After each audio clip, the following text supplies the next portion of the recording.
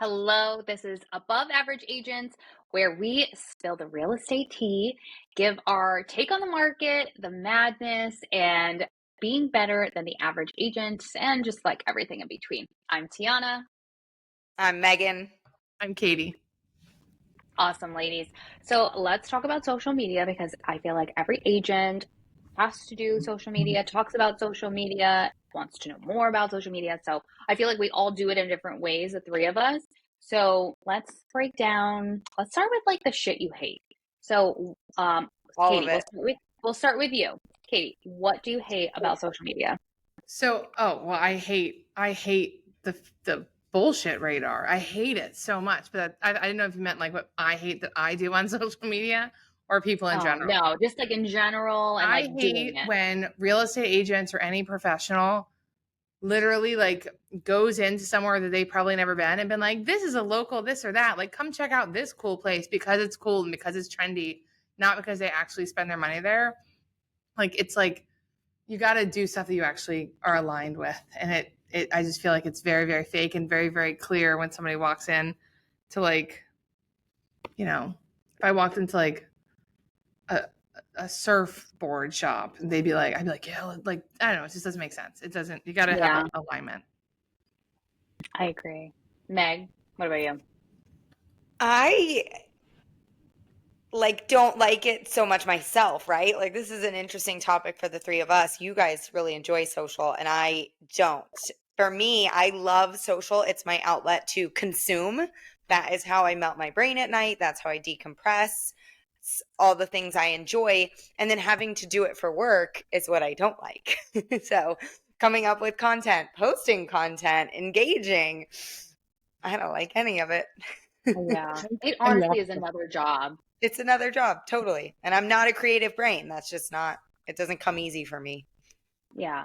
Well, it doesn't come easy for anybody, to be fair. Some people are definitely more creative than others for sure. But I think it's a skill that anybody could learn if they wanted to, right? So it's just a depends on like if you want to or not.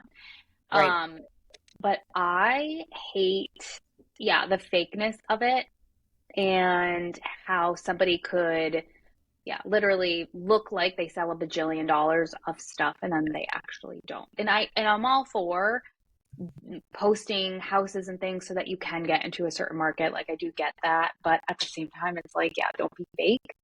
Um, because I feel like that comes at the cost of your colleagues that are local to you, right? Like they all know. They're like, oh, you haven't closed a deal, or like they can look you up easily or whatever.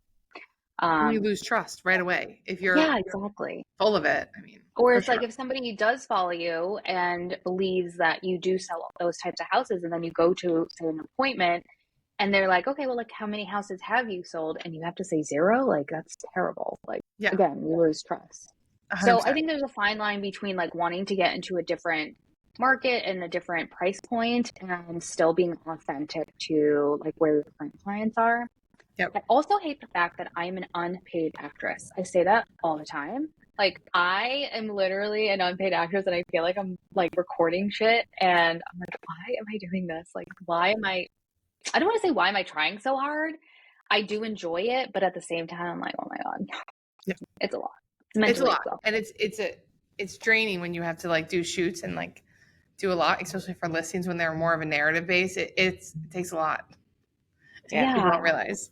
People really don't realize. They think it's so easy. And it's like, I don't necessarily want to become an influencer because that's not what I'm trying to do. But I do want to get clients off social. Like For that sure. is my goal. Do you guys have the same goal or like what are your goals for your social? I was just going to say, as much as I'm hating on it, I totally see the value of it and have seen return in my career. So I have to do it. It's a necessary evil, and finding my rhythm and ways that I like to do it is great. So to answer your question, yeah, I want to get clients from it. And the way I've had more success though is I get a lot of agent followers. And so I tend to maybe appeal more to them and I get referrals that way as opposed to buyer attraction or seller attraction. I just think it's a little bit easier to maybe connect with agents. You know, they know what we do and what we're going through. So, Yeah. Yeah, I'd say right now about probably like 25% of my pipeline is from social. So I definitely am trying to, you know, get a return on social. And yeah. What do you think was the leading factor to getting 25% of your business from Instagram? So I think, you attract your kind of people, right? So when I'm highlighting whether it be a listing or like a local spot in town, I'm doing it in my, I don't know, natural, real way. I think that people trust me more because they can tell that I'm like being authentic. And then if it's something that's of interest to them, then they're gonna reach out. If I go over a neighborhood, like what you're doing with the neighborhoods, I think is the best thing that you could do on Instagram right now if you're a real estate agent, because you are also adding like a narrative to it, like a story to the neighborhood instead of just being like, this is the neighborhood. But people that are moving to South Florida, they want to know specific information about the community they're going to live in, not just like the lifestyle. Because it is good to highlight like the coffee shops or what a Sunday morning looks like if you're living in Jupiter or go to the beach or whatever. But like having like tactical information like they can save makes you an expert. And I think that is the best way to get it. And I know people use ManyChat and there's a lot of things that you can do to make it automated to like do more lead gen. And every time I've done like a guide or a ManyChat, it does work, but it's a little bit, I have a little bit of a detachment with it because I don't like the ManyChat's just talking to it. And I don't know, I disengage easier. And it's a So little you don't use ManyChat and you just not, talk directly to someone who reaches out? yeah. I've done a couple like guides, like giveaway, like, come with the word this and get this, whatever. But I just don't like it as much. I know it works, so people should use it if you go with it. But I don't know. It feels a little gimmicky to me sometimes.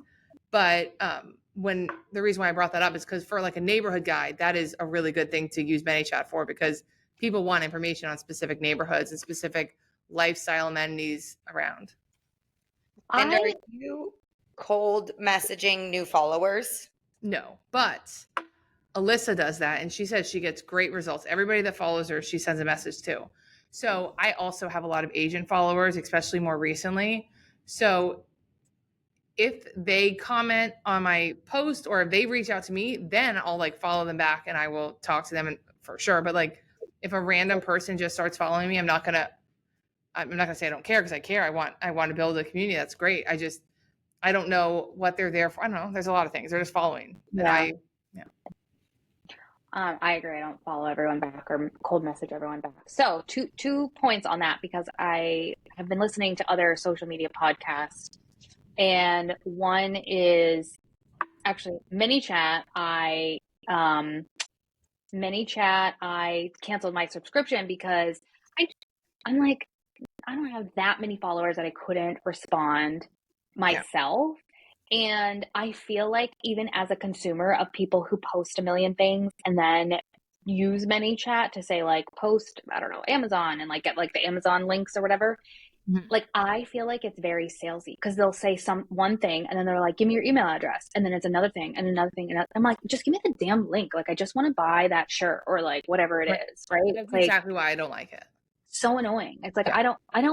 I get that we need to grow our email list as well, but I just don't feel like just like it. Sorry, I need to stop saying just, but like, shit, what's another word for just? Simply. I simply don't like it. Like in sales, where I'm trying not to say just, can you hear me? Just like in sales, where you're trying not to be super salesy, I also don't try to be super like, give me your email address and give me this and give me that. It's like, there's just different ways to do it. Agree with I you. feel like. I think one of the goals now, and we're transitioning more towards it, or some people are, is like it's attraction marketing. It's not hound you, get your email, bug you, like pitch, pitch, pitch. It's put out content that's authentic to yourself, authentic to your area, and you should in turn attract people that want to work with you if you're doing it correctly. And you don't need to be gimmicky and pushy and salesy.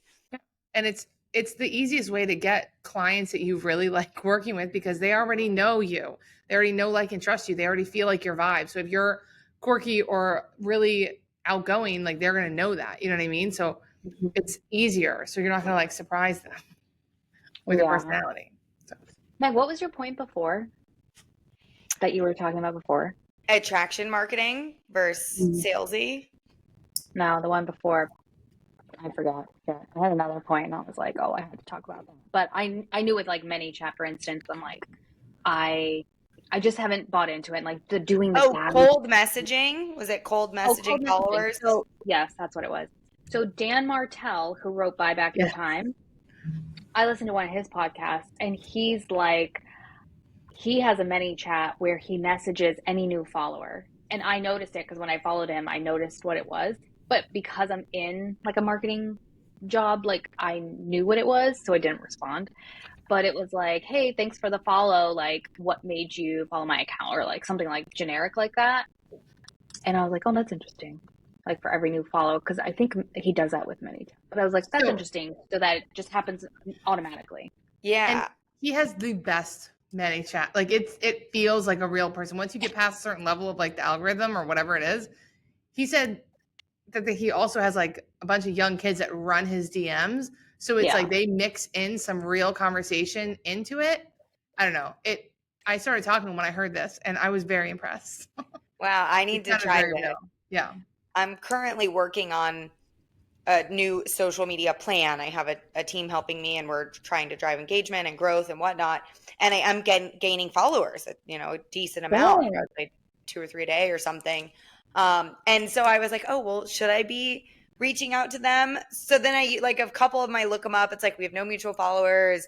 I don't, they almost could be a bot. Like, I don't really know what this person is. And I'm like, do I need to spend the time to cold outreach or pay $20 a month for ManyChat for these, 10 people a month or what have you? So I was curious if you've seen any success with that. But then I'm also like, well, why do I care about growth if I'm not talking to the people that are joining me? So I don't know. Just exposure. I mean, just having, I don't know, just more exposure for your brand, your listings, your local, anything you do, I think. And I don't know. I wouldn't spend time doing cold outreach unless it's somebody that is local, or is in the market, or is somehow aligned with what you're trying to do, or like on LinkedIn, I'm trying to make all the friends I can with like financial advisors, attorneys, things like that. So that I'm intentional. I guess on LinkedIn I will cold DM people, but not on Instagram. That's interesting. You're using LinkedIn. Yeah. That's the one social I don't touch. I have it, but I don't. Yeah. I have a really great networking like lead pillar. So I'm in a couple of like groups, and I just like networking. Now that my kids are a little older, I'm starting to do it more.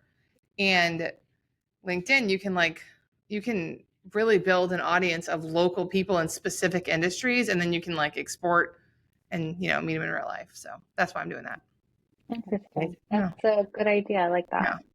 Yeah. Going back to like Instagram for a second, do you guys follow back other realtors? Because like a lot of realtors will follow other realtors, and like I feel like personally I've just had to stop because my entire feed is real estate, and it's driving me crazy. Yeah, no.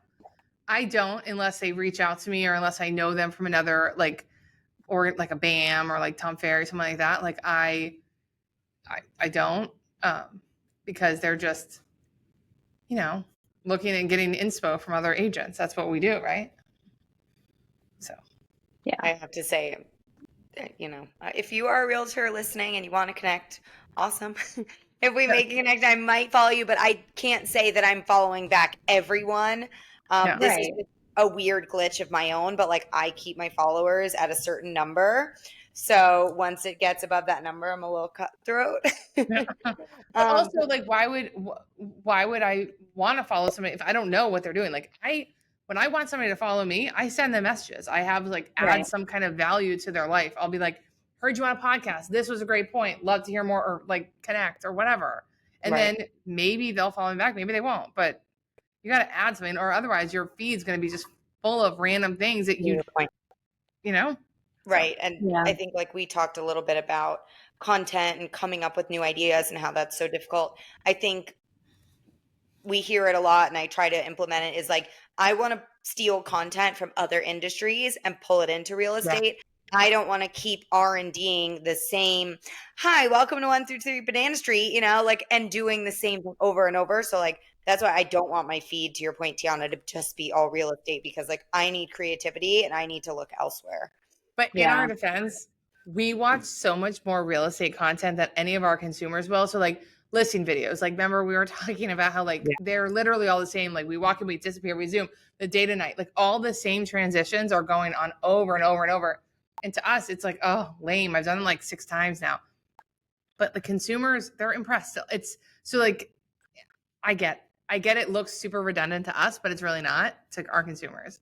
They don't watch listing videos every day.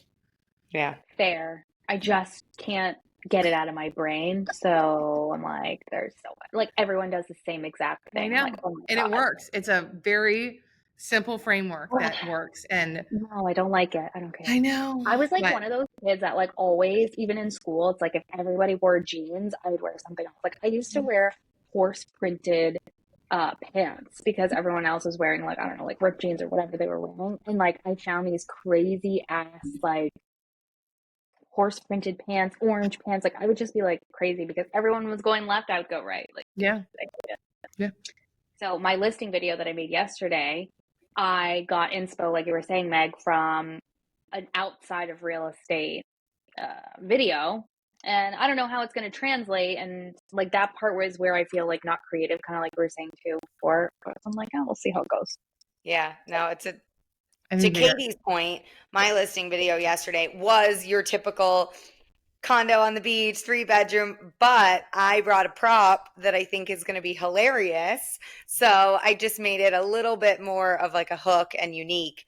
Yeah. I did something similar around the holidays and I had Christmas presents involved or holiday presents, which was fun. I got a lot of commentary that was great.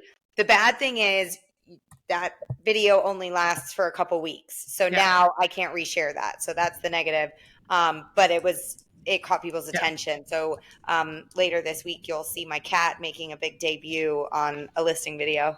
So I love Yay. Love it. Yeah. All right. So what's one takeaway that somebody could take from the social media podcast, Meg?